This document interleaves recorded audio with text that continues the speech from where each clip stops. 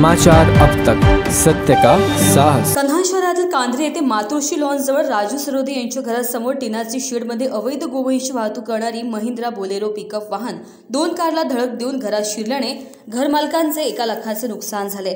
पोलिसांकडून मिळालेल्या माहितीनुसार 15 मेला सकाळी 7:30 ते 7 वाजताच्या दरम्यान नागपूर जबलपूर राष्ट्रीय महामार्गाने मनसरकडून महिंद्रा बोलेरो पिकअप वाहन क्रमांक MH40 CM 4199 मध्ये 7 गौवंश जनावरांचे दोरीने हात पाय तोंड बांधून क्रूरतेने कोंबून चारा पाण्याची व्यवस्था न करता अवैध वाहतूक करीत कन्हानच्या दिशेने येत होती।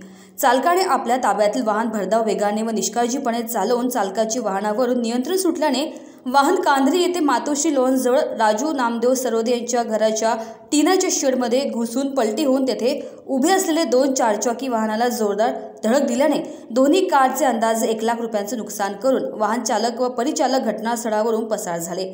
पिकअप वाहनात असलेले 7 गौवंशांना नागरिकांच्या मदतीने बाहेर काढण्यात आले। सुदैवाने सकाळची वेळ असल्याने कुठलीही जीवितहानी झाली नसून मोठा आनंद दडलाय।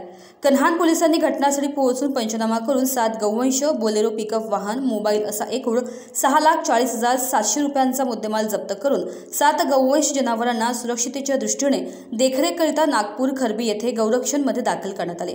कन्हान पोलिसांनी अज्ञात आरोपी विरुद्ध गुन्हा दाखल करून पुढील तपास उपविभागीय पोलीस अधिकारी संतोष गायकवाड, पोलीस निरीक्षक उमेश पाटील यांच्या मार्गदर्शनात कन्हान पोलीस करीत असून आरोपीचा शोध घेत आहे। समाचार अब तक न्यूज करता ऋषभ बावनकर, कन्हान।